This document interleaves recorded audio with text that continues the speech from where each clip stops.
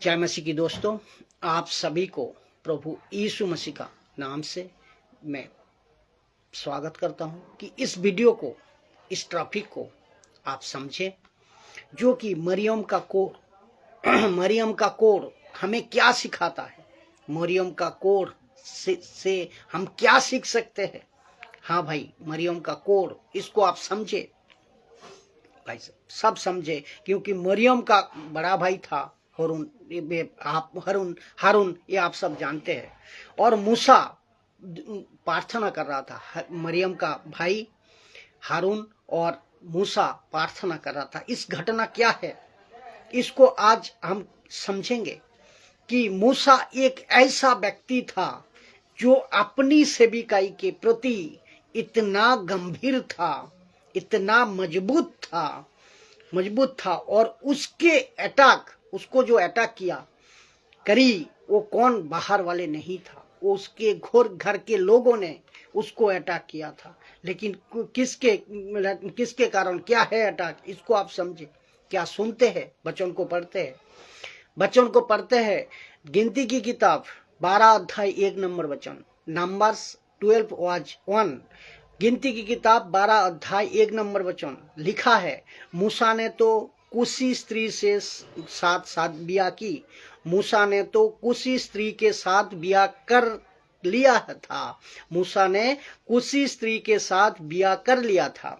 मुझे नहीं पता उसका पत्नी सिपोरा का साथ क्या हुआ, क्योंकि मूसा जैसे ही मिनिस्ट्री स्टार्ट करता है तो पत्नी ने साथ नहीं दिया। लेकिन बीच में आई 17 और 18 अध्याय में, लेकिन फिर चले गई। तो उसके बाद क्या हुआ ये नहीं लिखा है। लेकिन अचानक से एंट्री होती है कि मूसा ने कुशी स्त्री के साथ शादी कर लिया या ब्याह कर लिया। सो मरियम और हारून उसकी उस बिहाती कुशी स्त्री के कारण उनकी निंदा करने लगे। किसकी? मूसा की। किसकी निंदा, किस कारण में निंदा करने लगे कि तूने शादी की इस कारण में, या तूने एक लड़की से शादी की इस बात का कारण में। क्यों ये पता नहीं। अभी ध्यान से सुनिएगा वचन को। एक शादी, 2 शादी, 3 शादी, ऐसे कोई नियम उस वक्त में, उस समय में उन्होंने उस समय में नियम नहीं था। उसने किया जैसे अब्राहम ने किया, याकूब ने किया, और राजा सुलेमान का तो रिकॉर्ड आप सब जानते ही है, 1000 बीबी। तो उस वक्त में वो नियम नहीं था। अभी यहाँ पे मैं नहीं जाऊंगा, लेकिन एक बात को आपको समझना होगा। तो लिखा है मूसा की निंदा करने लगी, इसको आपको समझना होगा। जैसे कि मूसा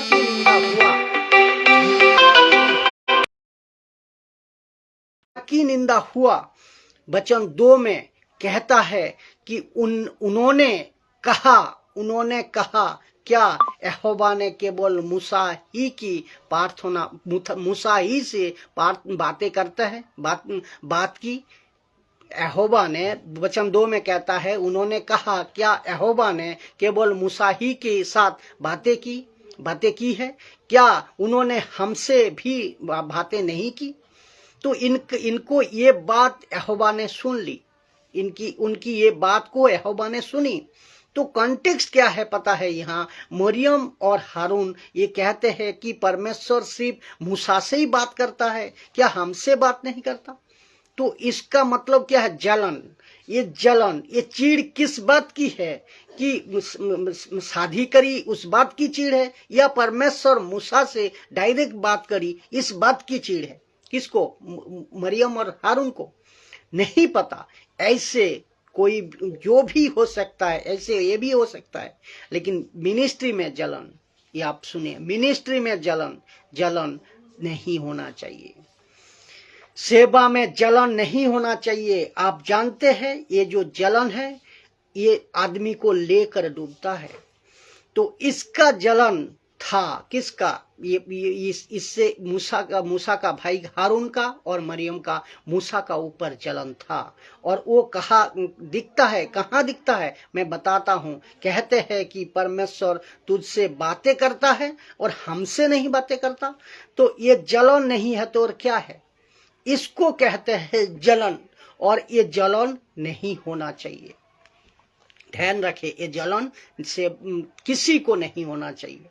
मसीह के अंदर अगर कोई बाढ़ रहा है ना, उसको सपोर्ट करो।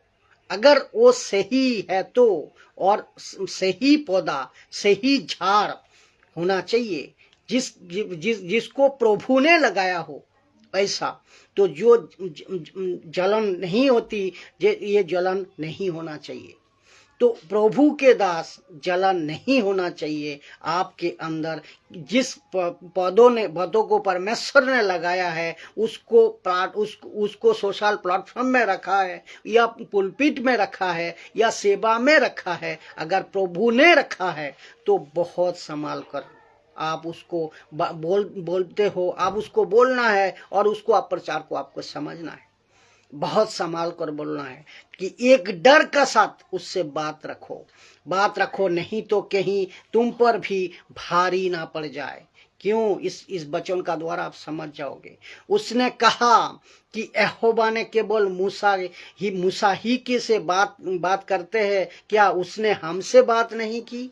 इसकी मतलब यहोवा ने इसकी बात को यहोवा ने सुनी। फिर दूसरा लाइन देखिए, मूसा तो पृथ्वी भर के रहने वाले मनुष्यों के बहुत अधिक नम्र स्वभाव का था। मूसा तो जो वचन 4 कहता है, सो यहोवा ने एकाएक मूसा और हारून और मरियम से कहा, तुम तीनों यहोवा ने एकाएक मूसा और हारून और मरियम से कहा, तुम तीनों मिलाप वाले तंबू के पास निकल आओ। तब ये तीनों निकल आया। वचन 5 कहता है, तब यहोवा ने बादल के खंबे में उतरकर तंबू के द्वार पर खड़ा होकर हारून और मरियम को बुलाया। दोनों को वे दोनों उसके पास निकल गए। कौन? हारून और मरियम। तो ऐसा क्यों? तीनों को बुलाया था, लेकिन दोनों को अलग से बुलाया। क्यों बुलाया? कि तुम दोनों इधर आओ।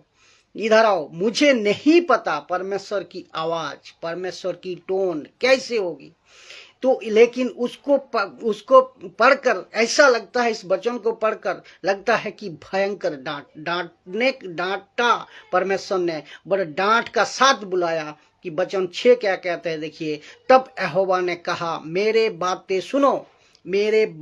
सुनो, यदि तुम में से कोई नबी हो तो मैं उसको यहोवा दर्शन के द्वारा अपने आप को प्रकट करूंगा। यहाँ सपनों के द्वारा या सपनों में बात करूंगा। अगर नबी हो तो, प्रॉफिट हो तो। वचन 7, परंतु मेरा दास मूसा ऐसा नहीं है। वो तो मेरे घर के लोग हैं, वो तो मेरे घर के विश्वास योग्य है। तो सोचो आप, मूसा को क्या पावर दिया। और इब्रानियों 3:5 क्या कहते हैं कि मेरे घर का दास है वो, मेरे घर का आदमी है वो। कौन? मूसा। और सोचिए क्या पद दिया मूसा को। तो वचन 8 कि उसे मैं गुप्त रीति से नहीं परंतु आमने सामने प्रत्यक्ष होकर बात करता हूँ और वो यहोवा का स्वरूप निहारने में पाता है। यहोवा कहता है, मैं उसको डायरेक्ट बात करता हूँ, नबी बोलकर नहीं बात करता हूँ, वो मित्र बोलकर बात करता हूँ। फिर लिखा है, सो तुम मेरे दास मूसा की निंदा करते हुए तुम क्यों नहीं डरे? किसको कह रहा है? हारून और मरियम को। तो एक सच्चे सेवकों को अगर तुम बात करते हो, उसका ऊपर बात करते हो, आप कह रहा है तुम डरे क्यों नहीं? परमेश्वर कह रहा है, हारून तुमको डर क्यों नहीं आया कि मूसा के विरोध में तुम बात करते हुए।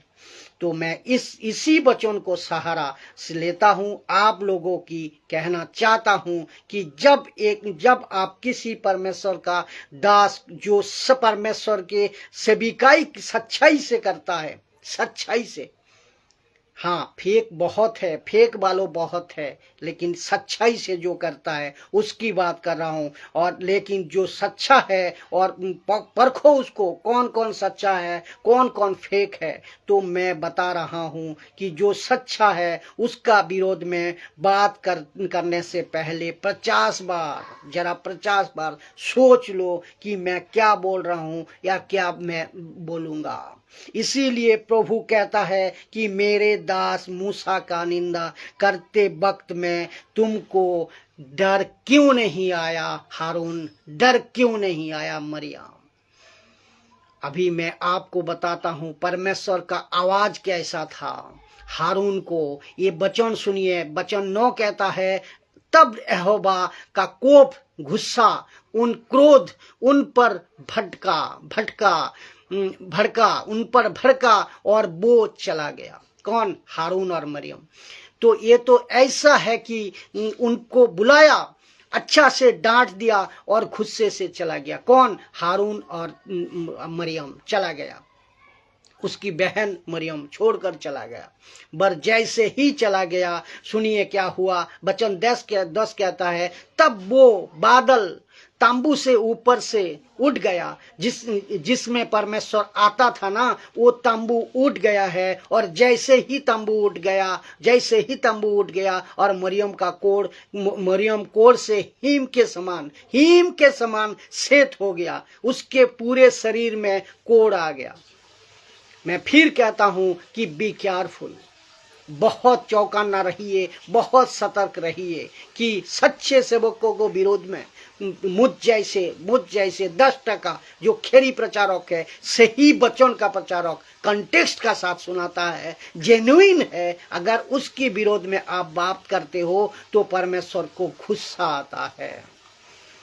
और यही गुस्सा न्यू स्टेटमेंट में भी आपको मिलेगी। यीशु का पतरस के साथ में अनानिया सफीरा ने क्या किया आप सब जानते हैं। कुछ लोग कहते हैं ओल्ड स्टेटमेंट की चक्कर है भाई, न्यू स्टेटमेंट का भी है भाई।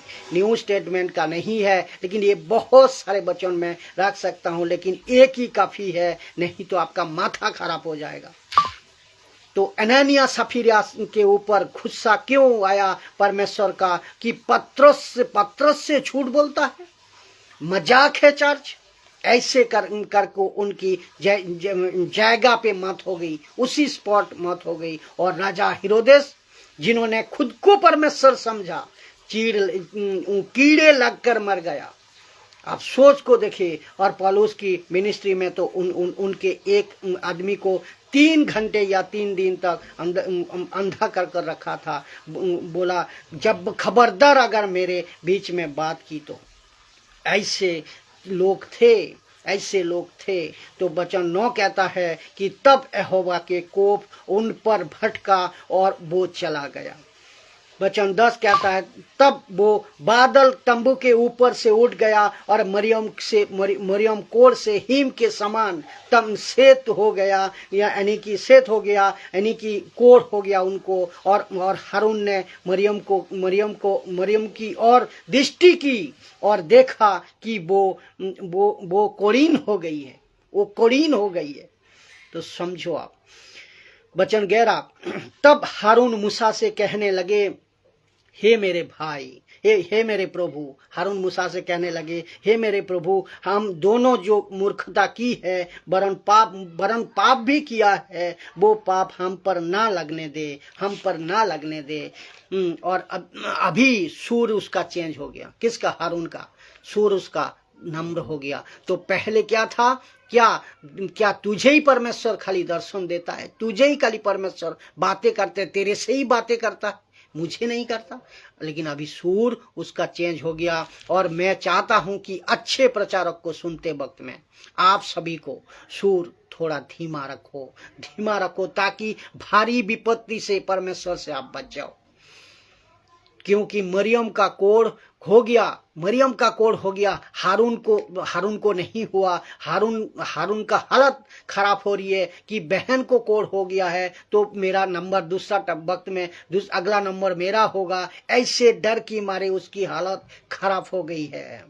और वचन 11-12 कहता है, और मरियम को उस मरे हुए के समान ना रहने दे। इस मरियम को मरे हुए के समान ना रहने दे, जिसकी देहो अपनी माँ के पेट से निकालते ही अदगली हो। इसका मतलब उसका जो शरीर था, उसका जो स्किन था वो गल रहा था। तो वचन 13 कहता है, मूसा ने ये कहकर यहोवा